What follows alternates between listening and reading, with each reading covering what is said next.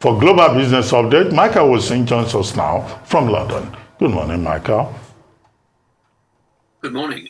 The Asian markets really slightly lower this morning, going over, mulling to themselves the various inflation data from various economies. The Nikkei slipped 0.36, and the yen weakened further. I'll come on to Japan in a moment.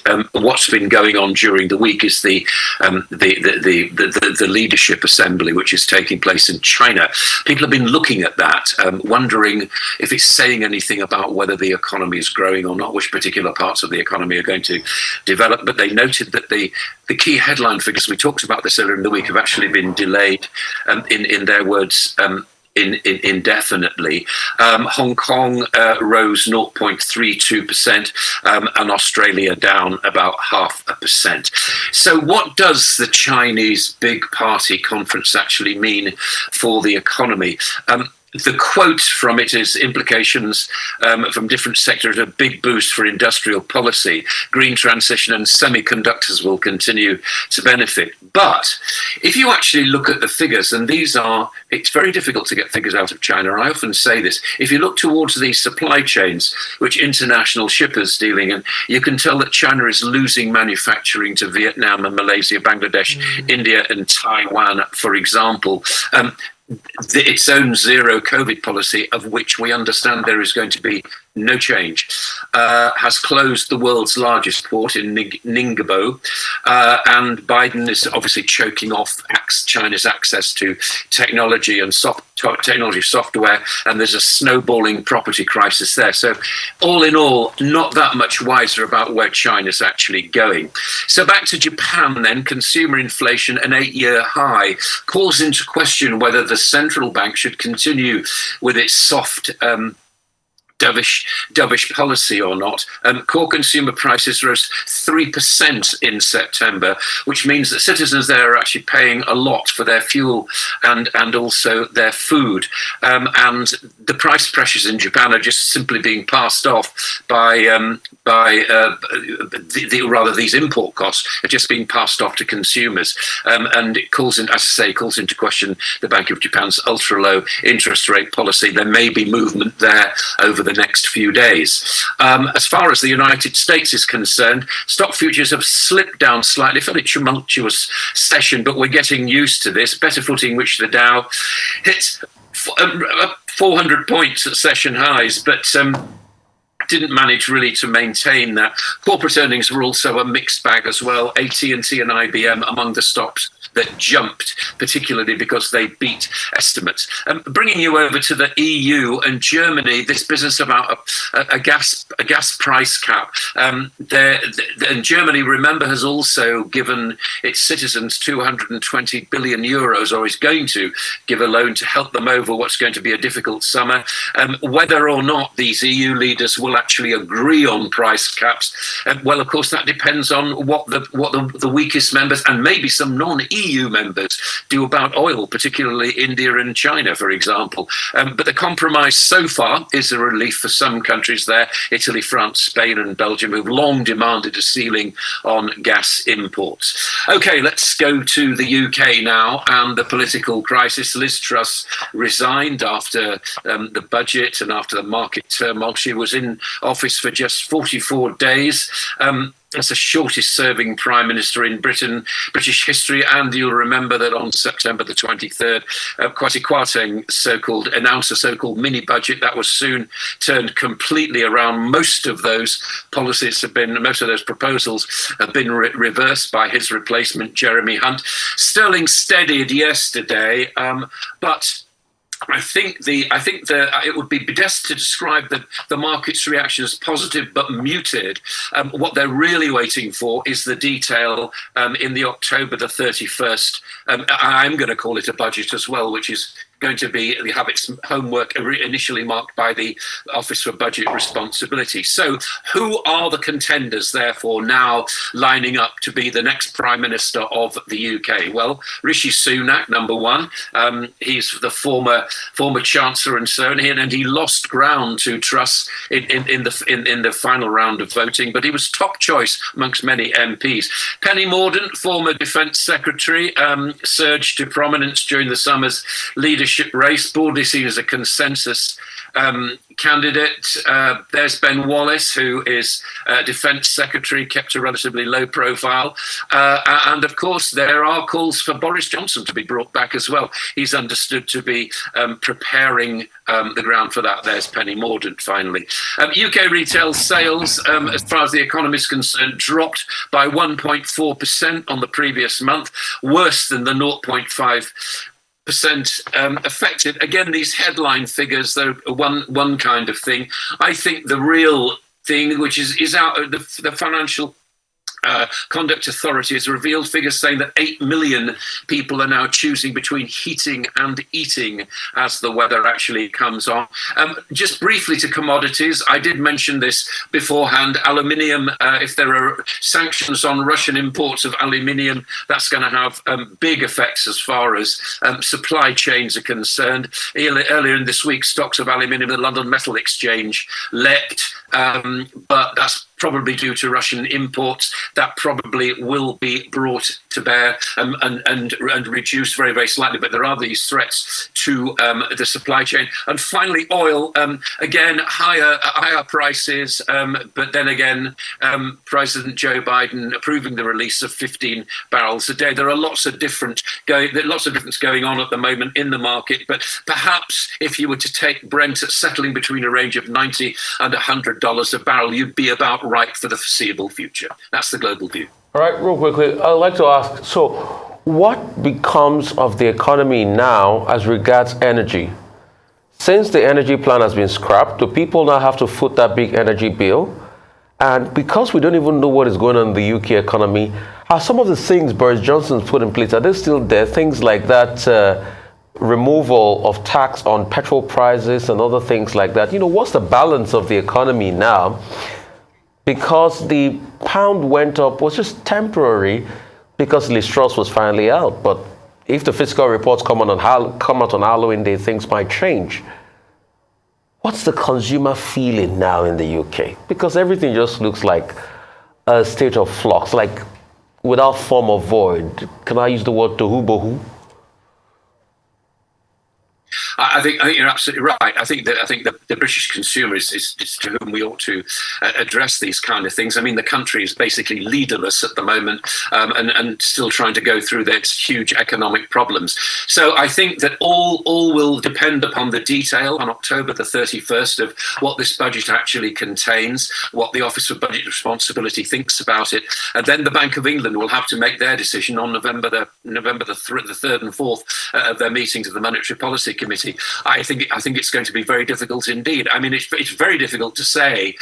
I'm coming up with this phrase "very difficult" all the time, aren't I? You just cannot say what's actually happening at the moment. I think the markets are holding their breath right now to find out whether or not whatever government it is, whoever is leading the country, is actually going to impose some kind of fiscal credibility over the whole system. And I think that's going to be very, very hard won indeed. But we shall see. You know, things do change fairly rapidly in politics, but that's where we stand at the moment. We're awaiting to see who the new Prime Minister is.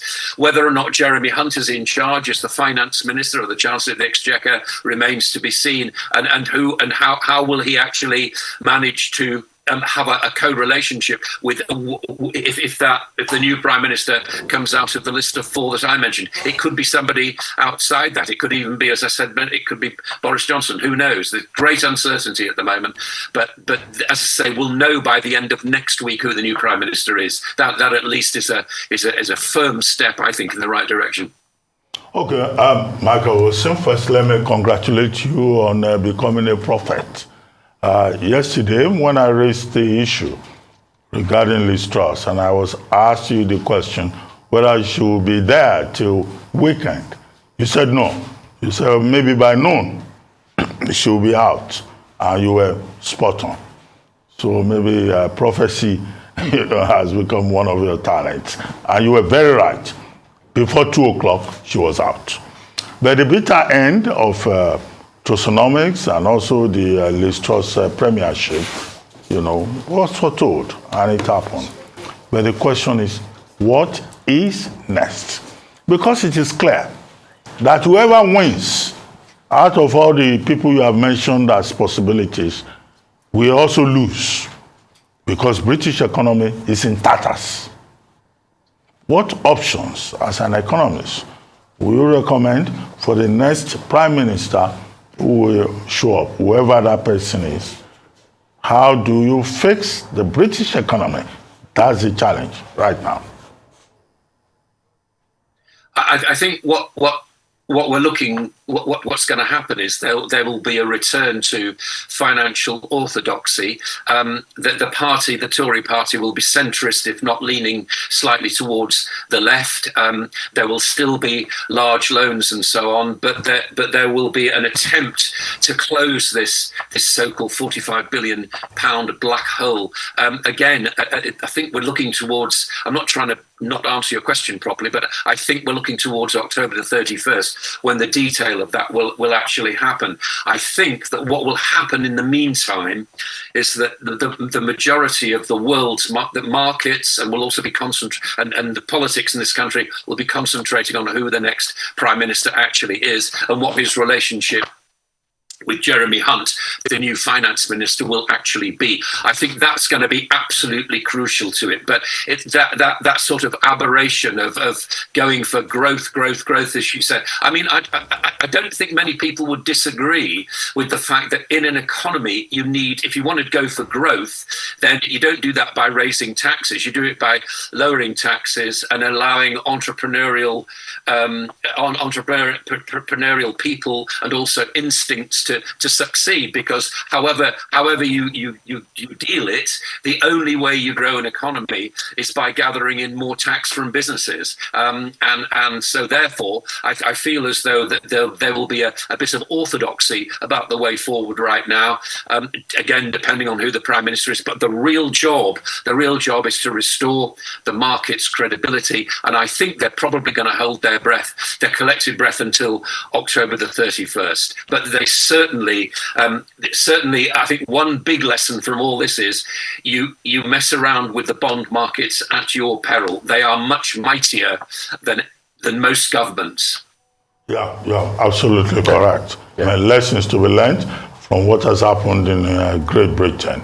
But the question also remains, 31st fiscal plan that we're all looking forward to probably won't be Jeremy Hunt presenting that. What if the new minister comes and decides one way or the other? But thank you very much, Michael Wilson. Now for business updates across the African continent.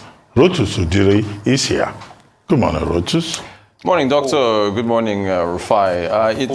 Indeed. You'll notice that the exact questions you just asked Michael Wilson apply directly to Nigeria, with Dr. asking for the next leader of the UK, what happens to the economy? And more specifically, what we're talking about, Rufai asked, what about energy and the economy? What happens to the economy with where things are with energy? So that's all we're focusing on today, power.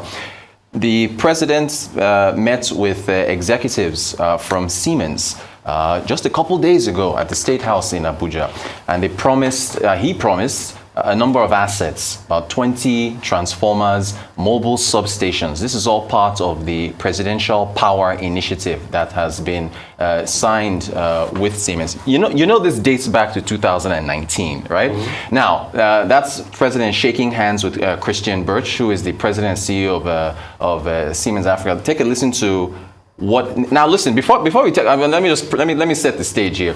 Now he comes, that's Christian Birch comes and he's speaking to the Federal Executive Council there, right? And he's talking about the plans that they have to improve Nigeria's power generation. I really need for you to take a look at the faces of the executives that are there while he's speaking. But take a listen, let's hear.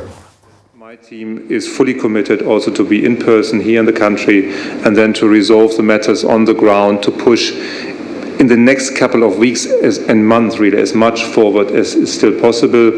As you know them probably better than anybody else, there are these three phases, and we are really striving to get the phase 1A finalized now as fast as possible to make sure that we can really build this backbone of the energy system. Let's freeze one particular person, Minister of Foreign Affairs, Jeffrey. I want you to take a look at this right here. I think we made sure we froze this particular shot of him while Dr. Christian Birch was speaking. Just freeze it right there.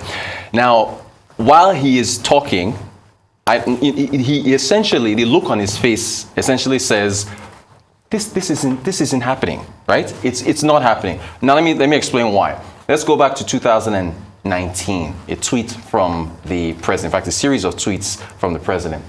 Today, in partnership with the German government and Siemens, we are making an important move forward in addressing Nigeria's electricity challenge. Our goal is simple: to deliver more electricity to Nigerian businesses and homes. That's July 22nd of 2019 at exactly 12:51 p.m. Now, follow up to that, and this is where things get a little more specific. My challenge to Siemens, again, July 22nd, 2019, our partner investors in the distribution companies, the transmission company of Nigeria, and NERC, is to, that's the Electricity Regulatory Commission, is to work hard to achieve the target of 7,000 megawatts of reliable power supply by 2021. 11,000 megawatts by 2023 in phases 1 and 2 of this initiative, respectively. So that's, just to put things in perspective, that is where we are now. There was a statement from the State House, Femi Adesina, quoting the president. This is after this meeting from a couple days ago.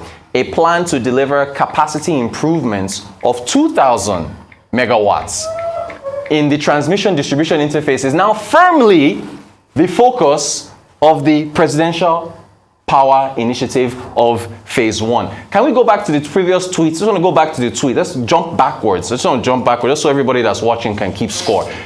No, not this the next tweet, right after this. My challenge is for 7,000 megawatts by 2021 and 11,000 by 2023. Now, I don't know if you remember when Chimamanda Adichie had in September of 2021, she was on a forum with former Chancellor Angela Merkel. Just to remind people, because we talked about that September, but just to remind people, let's just play that clip again, just so everybody sees what went on that day. I wanted to ask Madam Chancellor about her visit to Nigeria and her. I remember in 2019 our president. There was a lot of sort of excitement because we were told that there had been a memorandum of understanding with the German company. Is it pronounced Siemens or Siemens? Siemens. Yeah. Siemens. Yeah. And so we were told that Siemens had done this miraculous work in Egypt and in Afghanistan, I think, and maybe in Iran, I think, with electricity, and that Siemens would then fix electricity problem, which has been the bane of Nigeria really since independence, electricity. And we were told that this had the full backing of Chancellor Merkel and the German government. And we were all very excited. And it's 2 years later, and nothing has happened. And so I wanted to know if you know about it. Of course, not holding you responsible for Siemens, but really it was, I mean, we were told that the German government had made this happen. So I'm just wondering why we still don't have improved electricity. Okay, also ich nehme das mal zum Anlass nachzufragen. Well, I'll make a point of going back and asking Siemens what happened. All right, so that was Merkel, who was here in late 2018, and then I think summer 2019, saying there that I will go back and ask Siemens what happens because I don't know. So look, within the context of what we talked about yesterday at the ministerial retreats, where we were talking about the president saying that his administration has delivered on the yearnings of Nigerians, and then what was talked about was infrastructure, roads, and so on and so forth. Here now is the latest in power, where we've gone from the 7,000 megawatts which we planned back in 2021 to just 2,000 now. And then again, conveniently, this is being delivered in May of 2023, and these are just those assets, inclusive. Don't forget, there is also the fuel subsidies, which are also conveniently being removed in May of next year. That is our update for our one thing is certain. One thing is certain. Dear country. Scratch the goal, nothing has been done. So it will be said that President Muhammadu Buhari tried as regards power, but he couldn't move the needle as regards power. There's another word for that. I'm not being able to move the needle. It's a 5-letter word. Failed. He failed as regards power. Right. That's just it, with all the expectations. One thing is certain. We didn't do what is right. We didn't get off the ground. Some people attribute it to what might have happened, the death of somebody, but I feel it's beyond that, because government is a holistic continuum. So I don't want to say it's as a result of that. A failure is a failure. 2023, if we're just targeting because at 2023 we should be doing 11,000 megawatts now, so we failed. So the question is, when somebody has failed, what do? You backtrack and you look at it and ask questions.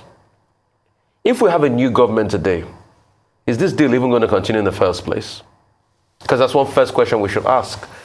Government is supposed to be a continuum, but most things, government is never a continuum in this country. We all know how people will come in and now re-award the contract and say, okay, something, another thing. And it's not only this government that does it, other governments do. In fact, there are many contracts that were well on their way, that when President Muhammadu Buhari came in as military head of state, he scrapped, like the Lagos Metro project. If he didn't scrap that project, Lagos ought to have had a metro now. But he stopped it, as with many other projects. So are we going to have this project being stopped? When are we going to get power? How are we going to look inward? What is the mentality as regards this? How are we going to do it? All of this too also segues around all the problems around the power sector. The need for cost-reflective tariffs and all of that. You see, the reason why we are getting this investment into Siemens to improve power and all of that is because we've not liberalized the power sector the way we should do it, in such a way that investors can come in. And why investors not coming in? Because it doesn't make sense investing in the Nigerian power sector. You don't make money out of it. The tariffs are not cost-reflective, vis-a-vis all of the other problems that we have as regards supply and things like that. These are things that capacity can be built if investors come in. When they try selling the power companies to international investors, the likes of Scottish Power didn't want to touch it because there's no cost-reflective tariff. Amidst many myriads of other problems. Like no meters. Like no metering, right. Myriads of other problems and all of that. Even respect for contractual agreements and things like that. So it's a moment of introspection for us. I don't think it's rocket science for Nigeria to produce 50,000 megawatts. Okay. I don't think it's rocket science. This is the issue. We've just failed. It's as follows, in my view. One, the Buhari administration committed to ensuring access to energy for Nigerians. Part of that was the agreement, the memorandum of understanding that was signed with Siemens. And that was based on the fact that Siemens had demonstrated capacity, efficiency, and result-oriented commitment in Egypt. At the time when that was on in 2018, many Nigerians raised questions. They said, one, Siemens had integrity problems. Two, they raised the question about whether Nigeria would have penalty clauses with regard to the performance of Siemens in case Siemens engaged in bad behavior that it had recorded with Nigeria previously. So these are the questions to raise. What President Buhari did yesterday in meeting with the Siemens team was simply to restate Nigeria's commitment to the Memorandum of Understanding. The Memorandum of Understanding that was reaffirmed with the visit of Angela Merkel in August 2018. It was August 2018. Now, what we've been told is that there are timelines that Siemens is supposed to deliver in phases. Right? Yes. Are Siemens delivered in phases? No. You have already pointed out that Siemens did not deliver as of 2021. what was the assignment to Siemens? To upgrade the national grid, to add quality. The national grid in Nigeria today is, well, can we use the word dead? Over 10 times this year, that national grid has collapsed. The president said, oh, by next year, Siemens will add 20 transformers. Would that make any effect? I don't think so. I don't either. Would it make any difference? I don't think so. In fact, if care is not taken before December, this is our epileptic national grid. It will collapse again. And there are persons who have asked the question that, in fact, the way forward is for government to get out of the entire value chain, from transmission to distribution. The government says, oh, you can't get out of transmission because national security is involved. What is clear is that we have issues with electricity. And the whole idea of dealing with that challenge is to ensure growth, economic growth.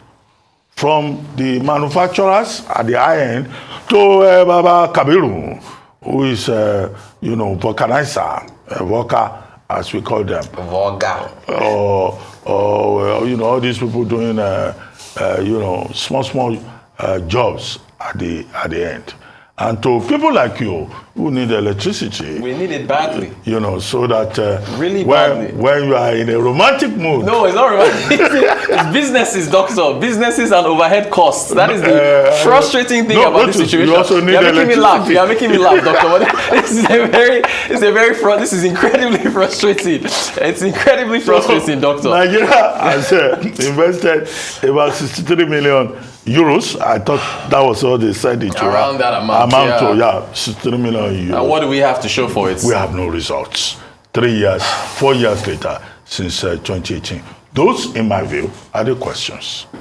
Okay, thank you, Rotus. Thank you, doctor. Thank you.